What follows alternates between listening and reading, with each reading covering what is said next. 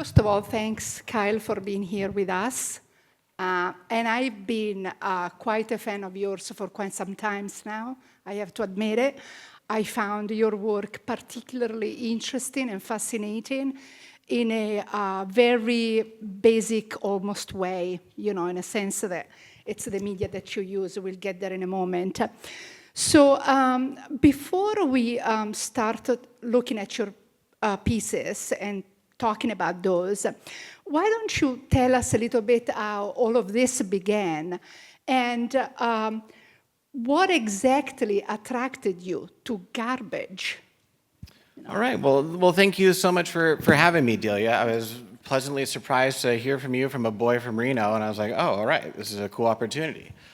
How I got started into this, being from Nevada and growing up there, it's a pretty large state, very minimal population other than Reno and Vegas. So I spent a lot of my youth and teenage years in my 20s exploring the outdoors, always being out in the environment, doing lots of camping and fishing. And what I noticed everywhere I went, even when I was 50 miles away from the nearest person, there's always some type of evidence of human activity, and it was always in the form of garbage and waste strewn without the environment. So when I first started my art practice, I knew that these were the materials I really wanted to incorporate within my work, and that was the single-use materials, the aluminum, plastic, things that are planned obsolescence that was meant to be used once and then discarded. When I started first working with garbage, I started looking into the research about waste production as well. And I was horrified to find out that Nevada, for such a small population, leads the nation in waste production. So your average US citizen produces 4 pounds of garbage. Someone in Nevada produces 8 pounds. There's a lot of factors that go into that, but that's what really got me going on this is the material I want to work with. This is a material that I have a lot to say with, and it's a material that doesn't cost me any money to use. Well, that sounds pretty simple to me, said like that. So I'll say that why don't we look at some of your more best work? Let's start with this one, Rest in Place. Yeah. What can you tell us about this? So Resting Place. A lot of people think, for one, I have to say I'm a sculptor. I'm not a painter, and whenever people see this type of work, they think it's a painting, and they ask me, how do I get it to be so metallic? How am I getting this texture out of this material? I'm like, well, if you get a little closer, you'll realize it's purely aluminum cans. I'm not painting anything. All I do is just painstakingly suffer in cutting aluminum and adhering it to a wood panel. The reason I like using these materials is because they're such objects of ubiquity and of a shared reality. These are something that we can all recognize because they're all something that we use and kind of toss, and as soon as it's gone, it's out of sight, out of mind.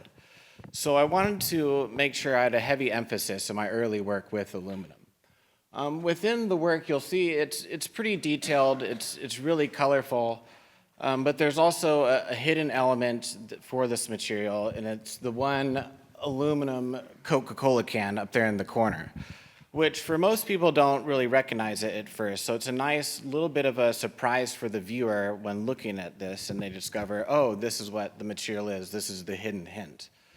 I think the hardest part with working with this type of material especially is how to make something so ordinary and mundane quite extraordinary. So I've learned through my practice and how this type of work has evolved was really making it as detailed and highly crafted as possible within the work. I also really like to incorporate within these, I always have like tiny little hidden messages within the piece that not everyone might see when they look at it. I think a lot of people look at a piece of artwork for 3 seconds, cool, move on. So this is more for me. So the symbolism that I incorporate, I'll have little sayings, I'll hide little recycling symbols within the work, but I also do something a little bit larger, maybe not as noticeable. You'll notice right above the Coke can, there's a monarch butterfly. Also, everything's completely out of aluminum, and then you'll see the later transformation of the butterfly itself. I like throwing in that symbol of the butterfly because what better can describe transformation and rebirth itself, which I wanted to pair with this type of material. So a lot of my work has those kind of tiny little representations of transformation and rebirth. And was the use of a Coca-Cola can intentional? For Again? this one, it's the Coca-Cola. There are others where it's Pepsi.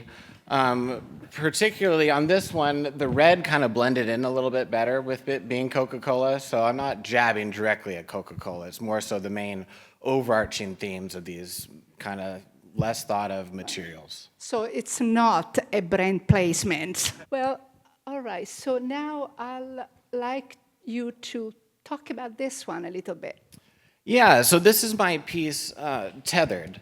For this piece, I was originally inspired by the outdoor birds I see kind of we're back home. I think the bird has always been a symbol of freedom. I think for as long as humanity's dreamed, we've dreamed of flying, and this is the best example of it, is a bird. When I first got onto this project, I remember reading an article, I believe it was from National Geographic, and it was talking about the declining bird population in the US, which had said since the 1970s, it's down 30%, which equals 3 billion dead birds. So I wanted to do a piece that really spoke to this and talked about what is causing this type of devastation on an ecological level. A lot of it has to do with land development, loss of habitat, and our human consumption of and competing for resources. So with this, I wanted to create a certain number of birds that were in different stages of life. You can kind of see, I guess not the best in this one, but you can kind of see in that far corner over there.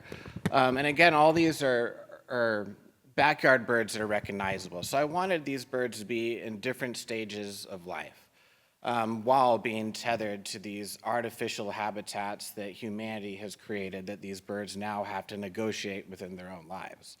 So within these birds, there's birds that are depicted seemingly peaceful, alive, other than being chained to a cinder block. And then there's others in different stages of decomposition. And I wanted that to relate to the loss of wildlife, particularly these birds. So each bird that is represented, from the American goldfinch up here closest to me to that one decomposing black-backed woodpecker up in the far left corner, each of them, through their stage of life, is representative of where they are on the scale of being threatened. So anything that is decomposing is at a certain threat level. Anything that, and some of these you can't really see, but there's just like the bones of these birds made out of aluminum. And those are the ones that are representative of critically endangered species. And again, just like my piece Resting Place, these are all made from aluminum cans. Again, trying to bring awareness to these materials and what we're doing. Quite interesting and a little sad, all these dead birds there. Yeah, sorry, I'm not the most optimistic with my work. Yeah.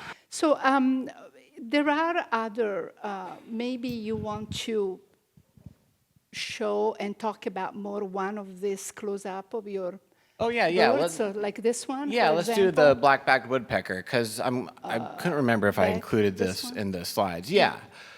So within Sorry, is this one or? the one we were just This previously one, on, okay, yes. yeah. So on all of these, birds, one thing I like doing is using the text within the can to help kind of add a visual texture, and also a hint to what you're looking at material-wise. So you can kind of see up on the wing, you'll see right there how many calories, grams of sugar are within this. You can see the text on some of the fringe feathers next to underneath the bone and decomposing structure, even looking at the liver and the heart on the interior as if ants have already been going after this bird. So I wanted this, of course, to be beautiful because of its materiality, but also to be really gruesome too. Ultimately, this ended up being my favorite bird I made, the only one I didn't sell. So it sits at home on my bookshelf. So it's quite interesting what he's saying, because those information are really there. I don't think that you can see it from a distance. And so I strongly encourage you to visit his website, because you can see this work quite up close, and plus get some additional information about our waste, the amount of waste that we generate. So thank you, very interesting. And then I don't know if I really would like to talk about another work of yours, which is, no, not this one, it's You can see I came prepared with a lot of work. Yeah, it is. It's amazing. And this is just a small selection. I mean, so this one was also, it is to me particularly striking. Why don't you tell us what inspired you here? Yeah, so within this piece, fractionary mass, this is a whole part of data visualization I wanted to do with waste. So I wanted to challenge myself from moving from the super representational like flower field and the birds and going into a more abstract, more confrontational approach with the material. So within fractionary mass, when I was doing my research, looking at particular waste materials, and this one primarily talking about aluminum, I was figuring out how much is being consumed every second. And so within this piece is 15,000, I think, what did I say, 15,000 or 12,000 aluminum cans.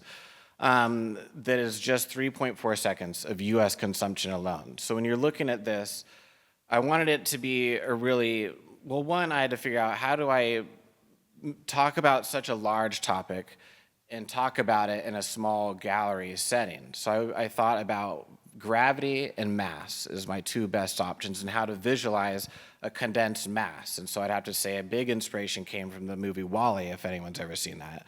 One of my favorites is making these cubes. So I spent a year condensing these aluminum cubes, trying to get this huge wall, and out of a year of not me consuming this amount, because I'd have no teeth. I mean, I have to give it up for my community who brings me all their cans. But I wanted to try and just get 3.4 seconds, because if you just stand in front of this, and as I mentioned, like most people stand in front of artwork for 3 seconds and move on, when you've looked at this for 3 seconds, it's now doubled. And it keeps doubling and doubling and doubling and just gets to such a unimaginable size that I'm giving you a small glimpse of it, but then the rest you can kind of get the idea of it. And so during my research, when I figured out how much is consumed just within 30 days in the US, it's enough aluminum to rebuild the entire US commercial air fleet. And a lot of it gets dumped and thrown into landfills, unfortunately. So this is the one piece I wanted to really have speak to that. And how long did it take you to complete this piece? This piece, a year. I wouldn't say directly spending a whole time on the year, because this was a whole body of work. So I was working on a bunch of things at one time, but every day once I had enough cans, I was making sure I at least condensed. I fabricated a press, condensed the cans, and then just started piling them up in my garage to my wife's love. Well, interesting insight there. I think that we have time for one more, which we'll talk about this for a moment. What can you tell us about this? Yeah, it's for this piece, What inspired you? What inspired me? Again, it was looking at waste data visualization, and again, talking to certain materials, and in this one, in relation to cardboard and paper products. Something that we think is highly recyclable, and it is, of course, really recyclable. So is aluminum cans, but the amount that we're consuming, it's just piling up so much and so fast that it isn't decomposing. So it's not being recycled. So I wanted to create this nice, elegant arch that was an ever-increasing bar graph moving up as it moves through years of our consumption. So, I mean, it's pretty, I think, elegant and I mean, I wouldn't say it's semi-abstract, but it also has one really nice quality to it, which I don't know if I included the images on it. But I always work from I make a small maquette first when I'm doing all of these large pieces. And when I was experimenting with this material and cutting it into slices, I just by chance walked by a window and light hit it and it completely went transparent.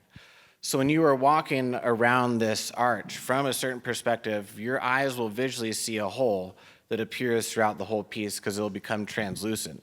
And it was really speaking, again, to this idea of this trash that's out of sight, out of mind. I mean, I don't see it, I'm not aware of it in my locale, but somewhere this thing is getting bigger and bigger. So the translucent quality on this piece actually made it, I think, one of my favorite large-scale pieces I've done. I think that completes our very short but very interesting interview, or conversation, I should say. So thank you very much, Kyle, for sharing with us your amazing work. And I think that some of these pieces could be easily seen at SF MoMA.